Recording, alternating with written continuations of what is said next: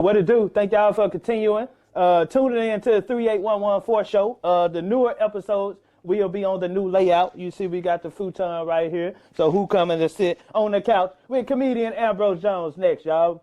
Man, this wouldn't be possible, man, if y'all wouldn't continue purchasing the merch. We got new merch in. We got 38114 show hoodies. We got those available in black, you know, with the 38114 show logo. And on the back, you got the Scan Me card on it. That way it'll go straight to the website if somebody behind you and they scan it. We got those available in white, and we got them available in black. This the white, icy white honey bun. You know, from sizes to small to 4X. You know what I'm saying? Make sure y'all go to the website, 38114 show. Get y'all one. You know, we also got 38114 show masks available on the website. We got those available in blue, gold, and white. You know what I'm saying? You need your mask when you go out because you can't go in the store without a mask. That way you ain't got to look on the ground and pick nobody else's mask up. You already have a 38114 show gent in your pocket. You know what I'm saying? 38114show.com. Get your mask and hoodies. And this is the #1 seller here, Immortal Herbs, Seamoss and Bladderwack tinctures. That's right. Seamoss contains 92 of 101 minerals that your body needs. Bladderwack contains the other 9. Y'all can go to comedianambrose.com and get these. Available in 1 ounce and 2 ounce tincture bottles, man. Boost your immune system, aids in weight loss, and also boost your libido. You know what I'm saying? I haven't taken no vaccine because I know my immune system good with these. It's my #1 seller right there, man. Seamoss and Bladderwack Herbs. Immortal Herbs. Immortal means Ambrose, by the way. Immortal means Ambrose. Ambrose means immortal. 2 of my customers said that other members of their house has caught COVID except them because they have been taking my product. So that was a very proud moment right there. So y'all can get those available on my website, comedian Ambrose Jones. Thank y'all for tuning in. We got new episodes coming with more influential, positive, funny people right here on the 38114 show. Make sure y'all hit that like and subscribe button. I'm comedian Ambrose. I'm out. Thank y'all. Thank y'all for tuning in. Okay, we back. Another episode of the 38114 show. Thank y'all for tuning in. We got another special guest on the show today. This young lady, I met her through a mutual friend, my partner, Delwan Coben. And I hit him up and I was like, what's that girl name be working for you? You know, and I was like, I got to get on the show. So it was imperative when I first started this show to have black brothers and black sisters, beautiful black sisters on the show. So you're going to add to the catalog. Okay. Yeah, very smart sister here. Y'all welcome to the show, Miss Debra Brandon. Thank you. That's right. You got to clap it up for yourself on this show. Miss Debra Brandon. What's going on? That's a grown woman name right there. It is. Deborah? Deborah's don't play. That's a grown woman right there. It's Candy Lady. Deborah's, they don't play no games. Them Shanikas and Tasha's, they be playing, but them Deborah's, they serious. So welcome to the show. Thank you. I know when I first talked to you, you asked me, did you have to answer certain questions or anything like that? I was like, no, we just gonna let it free fall, you know what I'm saying? But if I invite somebody on the show, I do know a brief synopsis of who they are and what they do. Okay. So I know you do marketing and branding work. So we gotta get into that. But first, let everybody know who Miss Debra Brandon is. Okay, so I am, of course, Deborah. I do marketing and branding is like, it's such a quick way to say it, but within that comes like anything digital. So digital marketing is the best way to say it. So websites, the work that goes into building and understanding a target audience and all of that stuff. But with Delwan, some of the stuff that I do is actually more than just marketing and branding. Okay, you do a little bit more than that. You got several jobs over there at that company, huh? Yeah, like I do a lot of administrative work for Moviego, the 901 Union, and I do like media personality type stuff. So you'll see me like hosting events, hosting like we have filmmakers all the time that want to put on private viewings of their films. So like I'll host their Q&A sessions. I'll actually virtually run their streams because you know COVID. Yes, right. So and actually with the pandemic, that's actually like a new development, which is kind of like I'm really all around, like an all around type talent. Like I can be in front and And behind the camera. So it's a lot of stuff that and goes you with also do photography work also. I do. That's what a lot of people, when they look at my page, they'll say, you're a photographer. And, like, that's the first thing they see. Mm-hmm. So, yeah. But I've been doing photography for about a year, and I actually mentor underneath Delgon. So I learned a lot of what I know from him. Yeah, he did a lot of my photo shoots. Yeah. We got a couple of sessions in. So, where you from? Let everybody know where you're from. I was born in California, Vallejo, California. Okay, Vallejo. But I was raised in South Memphis. South Memphis. Go and say that with your chest. South Memphis. Because there's a lot of, I love South Memphis. you know what I mean, great people that come from South Memphis. Yeah. A lot of hustlers, entrepreneurs. Yeah. A lot of good people come from South Memphis. Yeah, I'm a product of South Memphis myself. Okay. That's love right. South Yeah, Riverside, to be exact. Riverside, South Parkway for me. Yeah. Okay. With that apartment, I'm a thug. You know what I'm saying? All of that. You know what I'm saying? So, okay, you moved down here to South Memphis. What made you come from California to Memphis? Well, family. I came out here. I mean, I was 6. Right, you didn't have no choice. I had no choice. But my dad, I think, my grandfather is in Tunica. Okay. Or was in Tunica when he was here. So we came down here, I think, to be closer to him. And then we have a lot of freaking family in Memphis. Everybody from around the world have family members in Memphis and the Mississippi area. Yep, that's pretty much where everybody derived from. Okay. Yeah, my grandmother, she was Clarksdale, Mississippi. So we got people down there. We got people in Memphis, you know what I'm saying, Mississippi. Yeah. So, do you remember California at all? I remember bits and pieces. I don't think they were tied to trauma, but I remember, because, when you're young, you see, traumatic Yeah, stuff. and black, you know what I'm saying? We got trauma in us. But I remember, bits and pieces. I think I remember, my 6th year when we were getting ready to come down here. I know I remember the travel, coming through Texas, some huge bugs, and, just coming and transitioning here. But it's kind of flashes almost. Okay. I don't remember too much. Your life is here in Memphis. Yeah. High school. Carver, George Washington Carver High School. You graduated. You graduated from there, Hamilton High School, class of 2000. What class are you? 2011. Okay, she a young buck. Okay, cool. Okay. Okay. 2000. Yeah. Okay. Wow. Yeah, I know, right? You're like, wow, I didn't know that nigga was that old. Wow. Yes, it's a blessing. It's a blessing. Okay, so you graduated.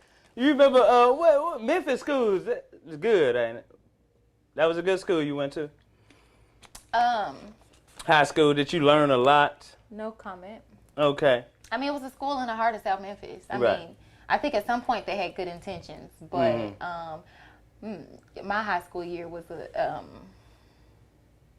interesting. Okay, it played a part of who you are today. So it had some good in it, right? Yeah. Yeah. Okay. Yeah, let's So say that. what you started doing after high school then? Well, after high school, I went to the Airforce. You went to the Airforce? Yeah. That's what you wanted to do?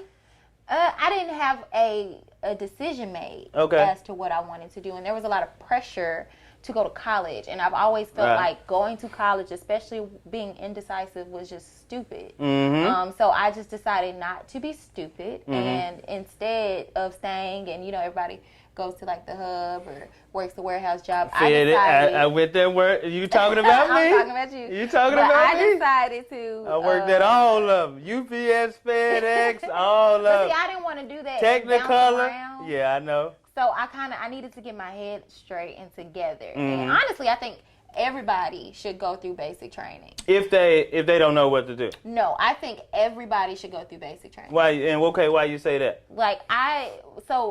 Being in the Air Force and going through basic training, after that, I was completely prepared to talk in front of C-level executives. I really do think that is one of the things that took my career, because once I left, I started in the warehouse, and then I climbed my way up. It just kind of shaped my work ethic. Well, it really shaped my work ethic. Really? Yeah, in the military, they're screaming at you, and they're trying to get you to break. There's people who commit suicide. There's people who act like they're crazy. There's people who because what they're doing is you have to go to sleep really. You have to go to sleep earlier, right? So 9 o'clock, and you have to get up at 4 o'clock in the morning, right? And then everything has to be perfect in your quarters.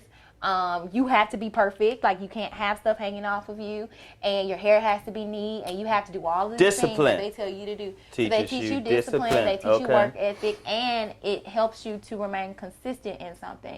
So I finished. Like, I think everybody should have that opportunity to just go and be forced to go to basic training. So you that type of girlfriend that already had your clothes folded up? No. You folding up? Oh, you don't do all that? Okay, yeah. Well, so because of how analytical my mind is, I'm one of those people, like, I hate other people's messes, but if I'm really into what I'm doing, because what I do requires a lot, like, I organize things for other people. So I not only can do the work, most of the times it's I have something I have to do and I don't know how to do it, so I'm having to organize it for you. So for me to spend that much time staring at something for a long time and making sure that it's perfect for you, a lot of times when it comes to my own stuff, like, I'm not saying I'm messy, but people who are more in their heads are a little bit loose. They say, I seen something online that said intelligent people rooms be messy. They're messy. Like, but I know where everything is, though. I know where everything is. Ain't nothing lost. It might look scattered, but I know where everything is. So don't touch it. Don't try to straighten up or nothing, because you're going to fuck my whole organization up. So you say everybody needs to go to basic training to learn discipline. How did that improve your communication skills? Like you said, you was able to. I didn't know y'all do that type of training in basic training. It improved, like, so a lot of people, until they see how I speak, or the fact that I can look you in your eyes and, like, my handshake is really firm, until they can see all of that, they might think that I'm, like, because I do look young. I didn't know that. Your handshake is firm? Yeah, and I teach my son that to, you know what I'm saying, put a grip on when you're shaking somebody. And I look you in your eyes, and I do that. It's very intentional for me. And when I went to, that's one of the things that got me into leadership before. You know, like, people see stuff in you, and like, my first job where they put me into, like, a project management position, which was my first leadership role. They actually, like, they knew they wanted to put me somewhere, they didn't know where. So, like, the managers were kind of fighting over me, and they actually told me this. Like, they had to create a role for me once they chose which manager I would go with. But this was because of the way that I carried myself. And I was just doing something. You know how people see work and they might think it's menial or it's, like, beneath them? I was doing something, you know, laptop carts? No, I don't. So, like, they have laptop charging carts in schools. And so these carts charge laptops. I was doing something as simple as taking the carts and putting in the cords and then pushing them away so somebody can grab them, and they would deliver them in the schools. Like, I wasn't even delivering them in the schools. I was on a part-time contract. So the Airforce taught me how to, like, commit to something. It doesn't matter what they're telling you to do, like, because and this is, it's a memory. So when I was in the military, when I was in the Air Force, one of my jobs, they called us little latrine cleans. So we cleaned the bathroom. And that's probably one of the jobs that a lot of people feel like they're beneath and they don't want to do. But we took a lot of pride. Now, we took a lot of pride in it because it doesn't matter where you are. Everything's getting expected in the same way. So we had to take charge, and, like, the people that, because you're in the bathroom, you have to police everybody, you know. And I don't want to say, but a certain race of people are a little bit more, you know. You want to say dirtier than every other? It's almost like they don't pay attention to certain things. Like, I remember one girl came into the shower with her boots, and we had just finished being in the mud, and she didn't see anything wrong with it, but we had to shower together. So, but anyway, that's a whole nother story. No, but it's coming out, though, because as you can see, the stuff in the news, Ashton Kutcher say they don't bathe their kids. They don't, and a lot more other Caucasians are coming out and saying, no, I don't take a bath unless I get really smell my, so it's coming out. Yeah, well, you know, okay. So, but it doesn't shock me at all. In the defense of that, though, dermatologists will tell you that you don't technically have to wash, but they're saying that based off of your skin, and it dries your skin out to put soap on your entire body. But we are people, and we know that there's hot spots. Like, even in the military, like, you only have less than 5 minutes to shower. So you have to hit the hot spot. The hot spot. You know what I'm talking about. You know, like, you finna get ready to get some, and you can't take no bath. You gotta hit the hot spot. But, now listen, back to the point, though. Back to the point. I think the she gonna Air kiss Force. Get right here in my chest area. I know she gonna. And down there's the hot legs dirty as ever. No, but don't check my ankles, they dirty. But all this right here, just kiss up here, and on my neck, all this clean. But for real, the Airforce taught me how to a lot of people are intimidated. They act like that. The reason why they don't try for certain roles or why they don't take leadership is because they don't want to, but it really is because of fear. Okay. So you're scared of even being seen as someone who's in charge, and you're scared of having the role of now you're in charge and people are looking at you. But being in the military taught me that at any moment it could be your turn and you have to be ready, because if not, they were going to try to break you. Their goal is to break you. You know what? Look in the camera and tell them that when it's your turn, you have to be ready. Yeah, when it's your turn, you have to be ready. And a lot of us spend too much time criticizing and we're not even focused on being ready. Seriously. Now that's a whole nother conversation for another day. I can get, into that. And if you stay ready, you won't have to get ready. Amen. See? Amen. Pass the Okay, so you were in the Air Force. Yeah. So for how long? 6 whole months. 6 whole. She did all this talking. She was in the Air Force. That's why I said everybody should go to basic training, not the rest of it. The but rest basic of it. training. For 8 weeks, right? Yeah. For 8 weeks, everybody should go through I that. think it's don't. Okay. If that's And wrong. what happened in the Air Force? While I was there, besides, what do you mean? What happened? Why you was only there for 6 months? Oh. Did you go AWOL? No. I never know. So the reason why I was only there for 6 months, it was an allergy. So it was because of medical reasons, allergy, anaphylaxis due to allergies. And basically during this week, which is when they take you through a simulation of a deportation. Okay. Why do I keep saying deportation? Of a, what is the word? Deployment. My bad. Deployment. Deployment. And so they take you and they put you in this really rough environment. And so it's literal sand on the ground and you're sleeping in a tent outside and so it's like you're there and you have to eat out of MREs. Okay. And what are those? Because we don't know. MREs are meals that are ready. Okay, that y'all eat over there. What is it? Ready eat, meals ready eat. I can't remember what the acronym It doesn't stands for. sound good. I don't know. Well, while I was there, they were pretty delicious. They were pretty good. Okay. Yeah, good. and you have certain ones that are actually pretty good. And I'm like I remember thinking I should order some of these. Oh, now you want some? I mean, because if you have a bug out shelter or something, I would have MREs. You can survive. Okay, cool. But anyways, so there was a pack of almonds in one of them. I like those. And I had never eaten an almond a day in my life. Mm-hmm. And I ate 2 freaking almonds. And when I tell you my throat started to swell up, my eyes started to swell up. Instantly. And they took me to the hospital and they was like, ma'am, you can't stay. Because that's considered like a, it's like, well, it's almost like you have a flaw that can take you out of battle at any point. And if you, I wasn't even going to go to battle. But they was like, you can't stay. Now they told me that I could fight it. They would give me a team of lawyers. You can appeal it. But they put us in this weird environment as airmen who were on medical hold. You have to, you're an airman, meaning I graduated, So, but while you're waiting for your trial, which could take up months, they were maybe 6 more months I had to stay there. And so what they wanted, you're around freaking trainees. Okay. And the boots, one of my main problems was the boots that we had to wear. They would rub my feet the wrong way. Okay. And so I would occasionally... Maybe you had them on the wrong feet. No, it was just the kind that I had access to, and I couldn't order any special pairs because I wasn't out yet. Okay. And so I used to have to occasionally wear tennis shoes.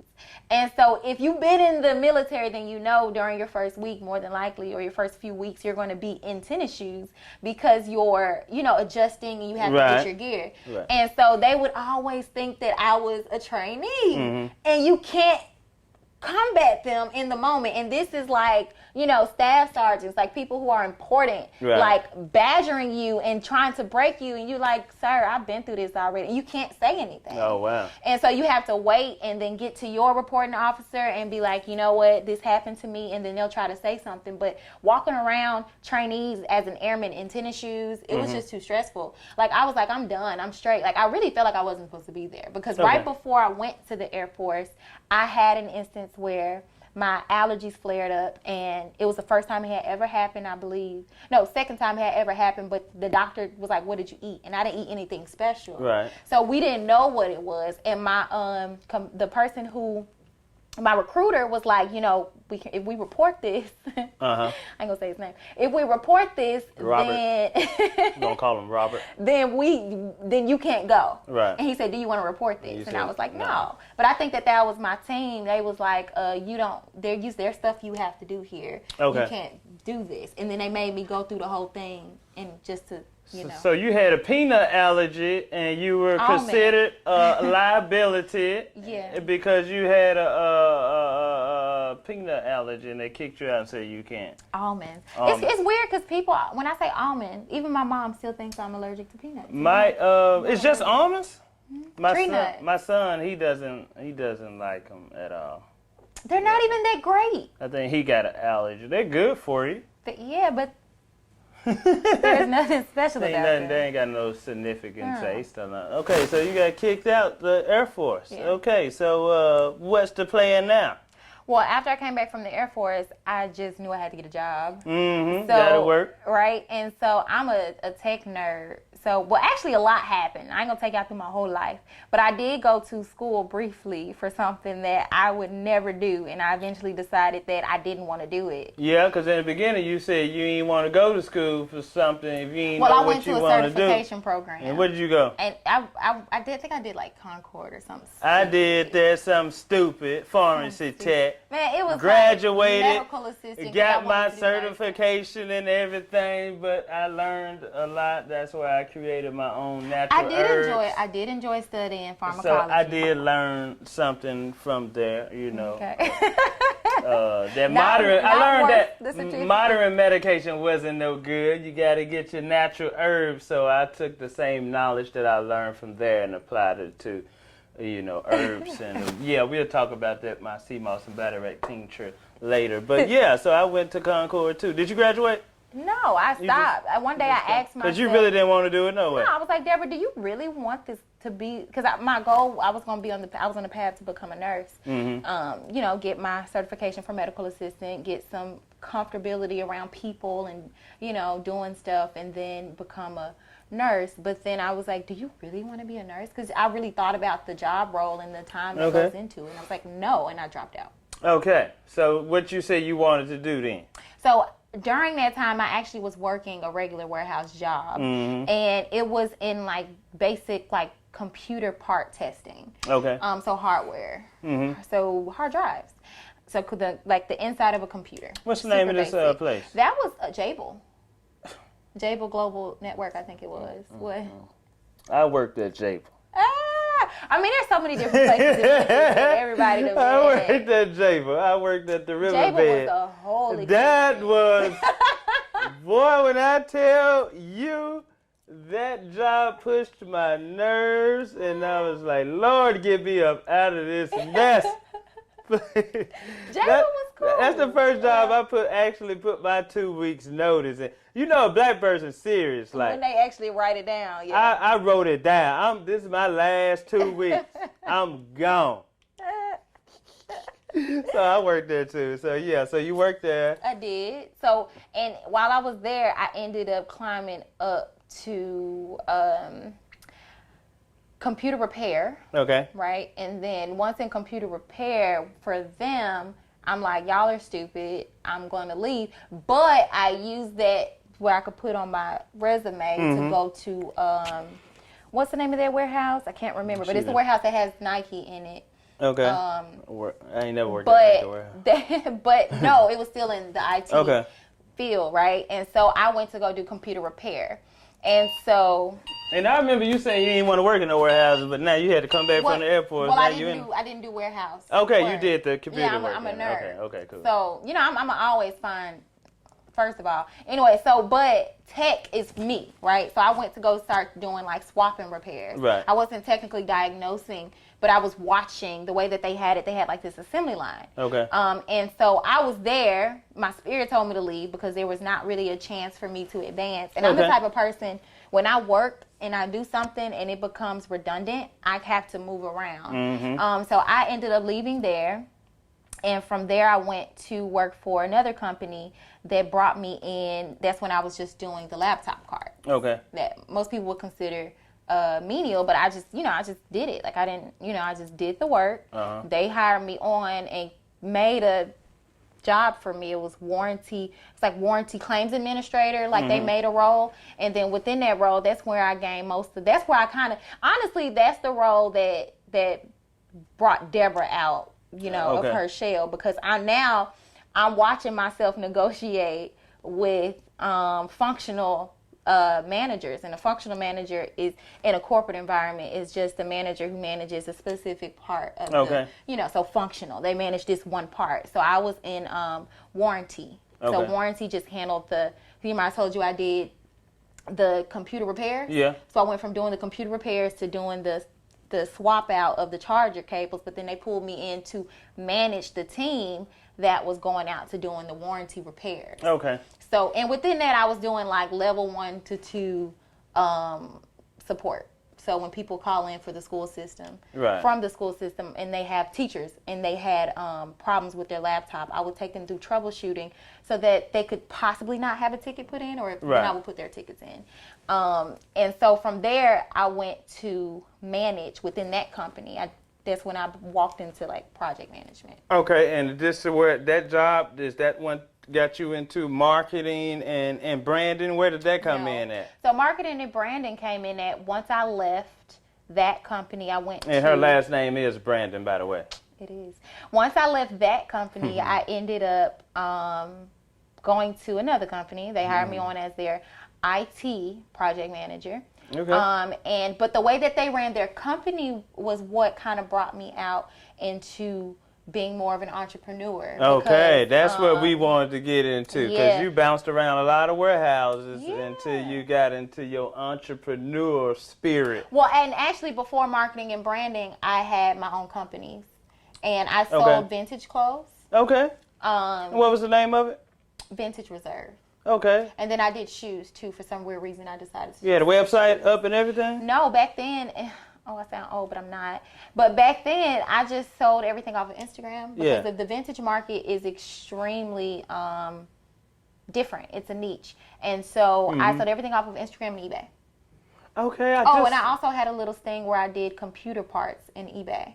So eBay was a lot. I just heard somebody opening up a vintage store, and they was like, people, what is vintage clothing? Vintage clothing, as a definition, is like older. So think back to like dated clothing. So a lot of people might look and they might say vintage style, and they'll sell vintage clothes, but it's not necessarily vintage. So vintage clothing is when it's dated back. Like you can say 10, 20 years. A lot of people date it way further than that, but you can date it 10, 20 years, 30 years, 40 years. Like there's a whole group of people that like stand around and wait on clothes from a specific genre, specific era. Cool. So the older it is, more than likely, 9 times out of 10, the more expensive it is, or the more sought after it is, because it's not, in stock anymore. Right. You got to go somewhere else and find it. Yeah. So you used to get these clothes from somewhere else? And I used to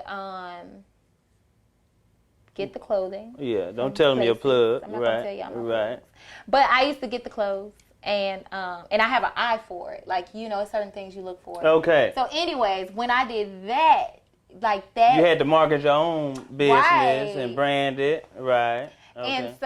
And what that taught me was that there's a need for people to learn how to function a business. Yes. And how to maintain it. Yes, I run a business, and I have to watch videos on how to, run it and everything. Especially with the marketing and the branding, you need somebody that an expert in that to come in and help. Well, I always tell people you either have to invest the time or the money, but you're going to have to invest one. One of them. Yeah, I think, I would have to invest the money, because I just got so much other stuff, what I'm saying, performing and stuff. Yeah, so let everybody know, when you get a business, what is branding the business? Well, branding the business, to put it really simply, is building a cohesive theme that your customer can recognize as you. And so it's brand, everything you brand, everything you touch that meets your customer is what's branded. Okay. So even if it's you saying something and showing up as your company, that's you branding your company. A lot of people don't know that. Like if I tell a story and I show up, then you're representing the brand of your company if you're talking about your company. So it could be a flyer, it could be a logo, it could be the text, it could be the website. Like everything that goes into, all the elements that go into communicating what your brand represents. Okay. And essentially the brand. That's branding. Marketing. Marketing is communicating Okay. what it is you're selling. Okay. First time hearing it that way. Like to put it really simply, a lot of times we make things very difficult, but marketing is just communicating what you're selling. Like you know how a lot of people show up on social media and they just ask for support? Yeah. I mean, you can ask for support, but most of the times the people that support you, they're not going to be people you know. Right. So you have to put work into understanding like what process you're going to put in. So marketing is like finding a campaign, following that campaign, and communicating that campaign to your customers and your clients, and then having call to actions, and then having different avenues for them to actually purchase your product or service, and making sure that they understand what it is that you're selling. That's good. What this marketing? Well, you having it on there, yes. It's a form of marketing. And looking at it, that's your brand. It's my comedy special on one side and the 38114 show on the other side. Yeah. That's cool. Yeah. A little plug in there. Yeah. So we know, you know what I mean? My comedy special is on one side. You don't know me.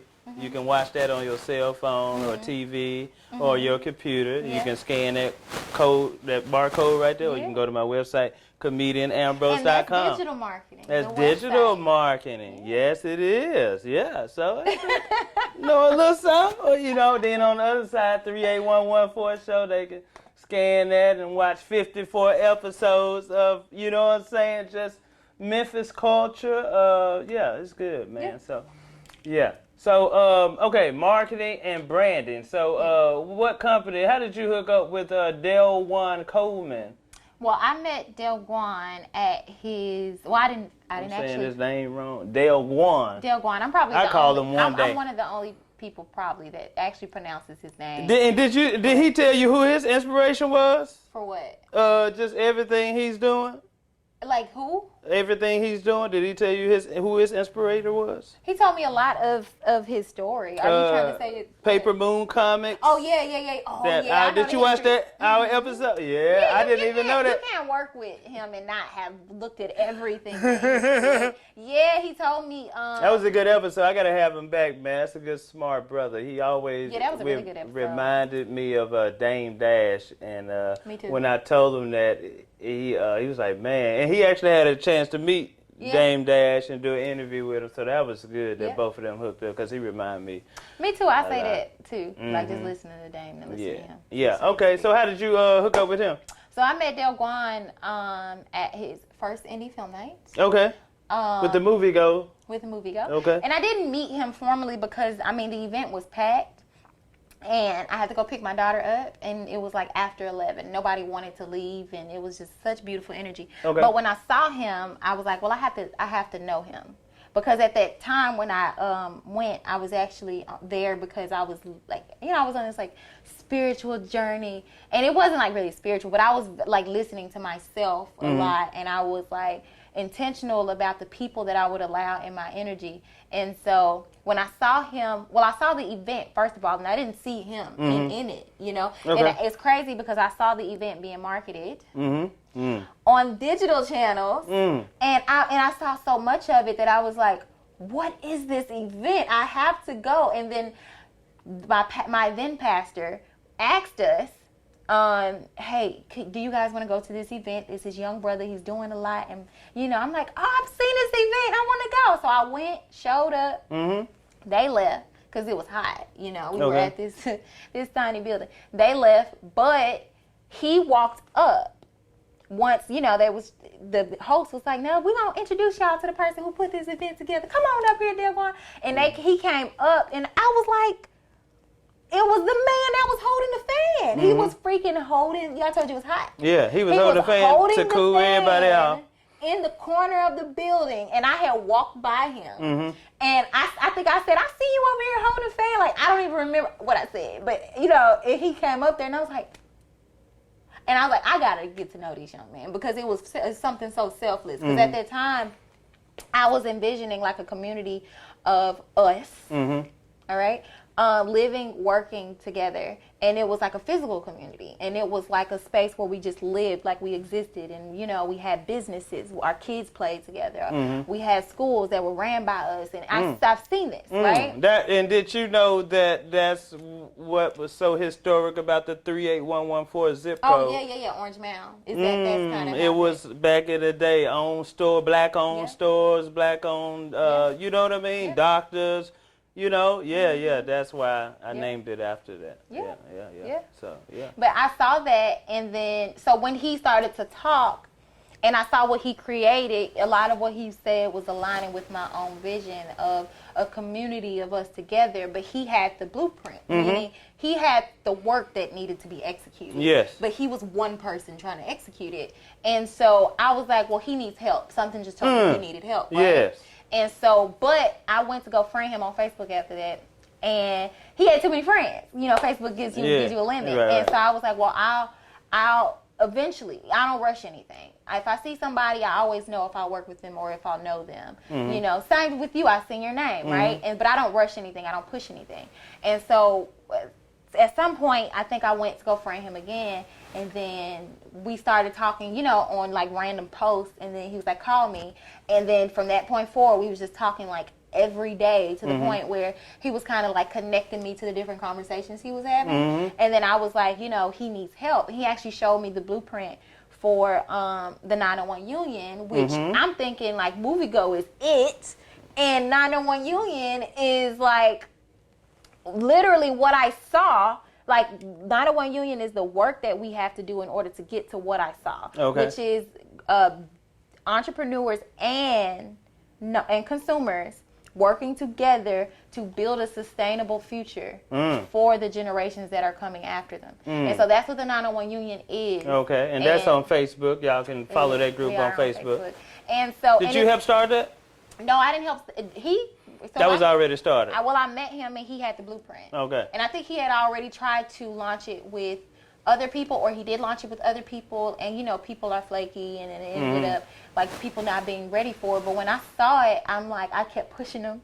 I'm like, people need this, and he was like, well, people aren't going to get it. And people don't, a lot of people, they still don't get it. But I'm like, it's important for us to put it into practice. Okay. It's important for us to feed into it enough so that when it's time to fully take it where it needs to go, then we're ready. Because even though people may not see it, it's necessary. Like, you may not see that we need a resource team, like a group where we can just go and get everything we need. Like, I need my nails done, I need my hair done, I need graphics, I need design, I need marketing, I need like all of these things. You may not see that, but we see that. Okay. And that's the whole point of a group that are working on a sustainable future, because we need resources and we don't have them. Okay. And we're going to continue to not have them. I don't care what everybody else doesn't see, and everybody wants to work for themselves and realize that you're working yourself in a circle, and your money's still going outside the community. Right. You know what I'm saying? But no, I didn't start it, but I put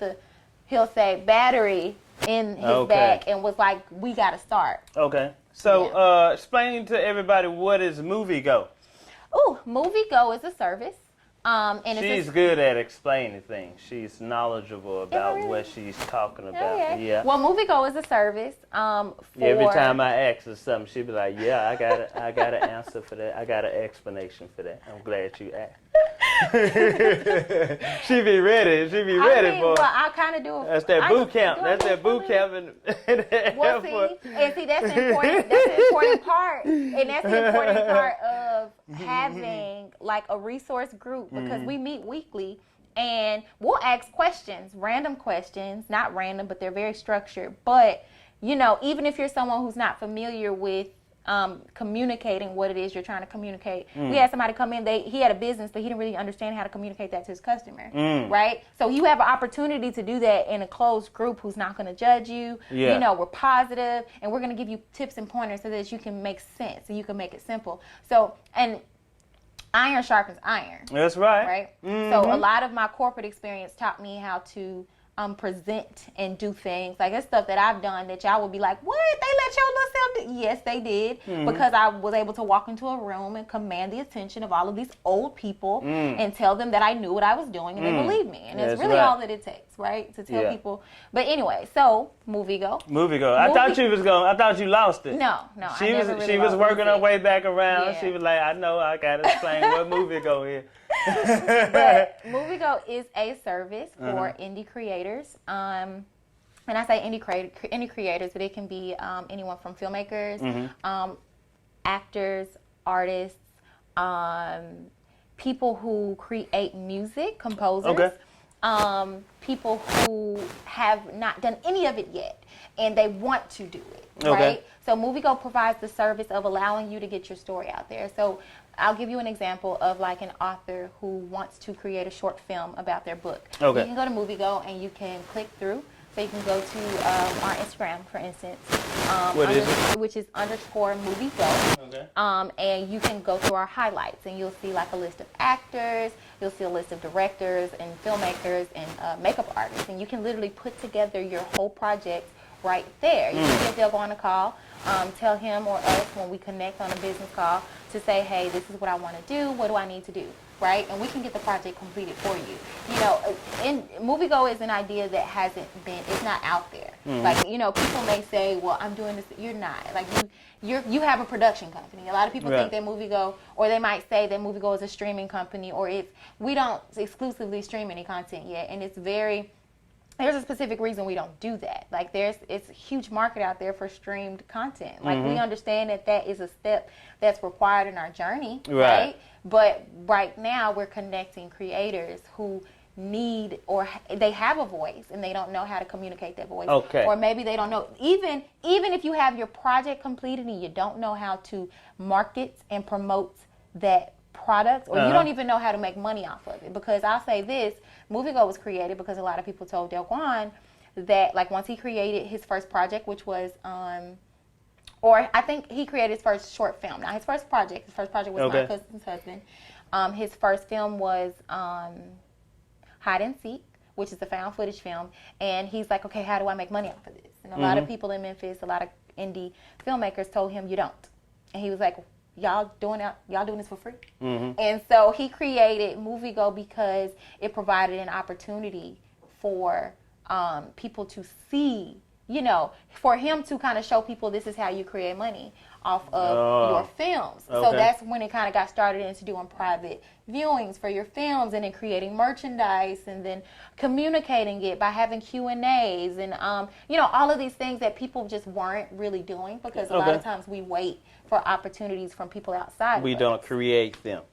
Yes. And so let me get this straight. So if I wanted to, I had an idea for a short film, or I got the short film already written, I go to moviego.com to say, hey, I want you guys to film it, direct it, promote it, show me how to make money off of it, everything. Yeah, everything, or just one thing. And when we release the website, it's not going to be moviego.com. But right now, I'm currently working on this. I'm hoping to have something up by our event, which is happening August the 29th. But right now, you can go over to our Instagram, which is the closest proof of concept we have. And we have people right now that have created films, entire films. We could literally sit and do interviews of the people who have created entire projects from just looking at Moviego's platform and taking the actors, taking the people. You know what I'm saying? Yeah. How many projects that Moviego completed thus far? That is so that's like the third time I got that question this month, and I can't even give you a number. It is so freaking many So because many. we have Moviego originals, Okay. which are the ones that Del Juan wrote and directed himself and filmed himself, and then you have the ones where people are coming in and maybe they're just requesting him to direct it and film it, or they're requesting for him to help finish writing, or like right now we're working on a project where we're just filming it and we're helping with the casting. So many. Okay, so Del, very smart brother. I'm glad you hooked up with him, and y'all make a great team. And yeah, go ahead and let everybody know where they can find Miss Debra Brandon at on social media in case they need help with their business being promoted or branded. So as far as social media, it's super simple. You can look on Facebook and just type in Debra Brandon, DebraBrandon. You can also go to Instagram, put an M between that. My middle name is Monique, Debra M. Brandon. And that will take you to Twitter, which is Debra M. Brandon. Once my website releases, it's just going to be Debra Brandon. And for bonus points, if you just wanted to get started on a project, you can just go to my website, which is brandnewme. So it's BRANDNEU.ME. And that'll take you over to my website, which will show you some of my recent web designs, which does not even encompass everything that I've ever worked on, but you'll see some of my recent web designs, and you can also start a project and click on what type of project you would like to start. Okay, I'm glad that I had you on. You too. I'm glad I had you on. That was a smart decision. That was good. We learned a lot. And we could talk for hours, but yeah, that's it, man. I thank you for coming through. Thank you. Miss Debra Brandon, smart, very smart, and knowledgeable. Listen, y'all, that's it. Another episode. Make sure y'all go to my website and get your Seamoss and Bladderwack tincture. Seamoss contains 92 of 101 minerals that your body needs. Bladderwack contains the other 9. That's 101 together, right? 92 and 9. No, 92, no, that show ain't. 92. 102. 102, that's right, 102. And yeah, boost your immune system. It's great for your libido. Let me say one more thing. And yeah, go ahead. Okay. Comedian, Ambrose.com. I was going to say, did you finish your commercial? To get that right there, take care of yourself during this pandemic. And also, you know, my new comedy special filmed in Memphis and my hometown, Chicago. Funny as hell. It's an hour of stand-up and it's a 15 documentary. I took the world where I grew up at in South Memphis. I showed them where I grew up at in the Willetta Park. And I also took them to Hamilton High School where I grew up at. Yeah, I had to look at it like, oh, you okay? You thug for real? Yes, I am. Okay. So yeah, man, that was cool. We recorded this in the midst of the pandemic, man. We recorded 2 shows here in Memphis. Went back to Chicago.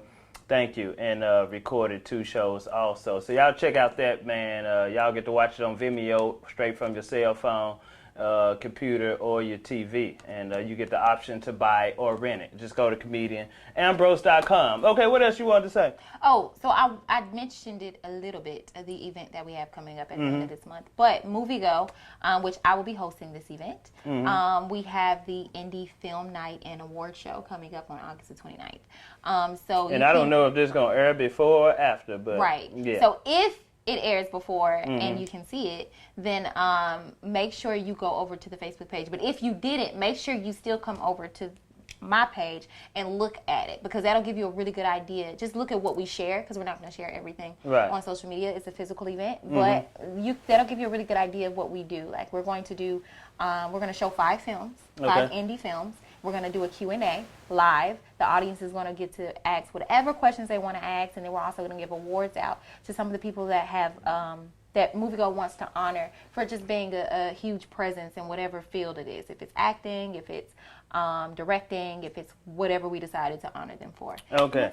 And that's it. Miss Deborah can talk, y'all. I can. Okay. Thank y'all for tuning in. This is the 38114 show. We did that first. Thank you for coming through.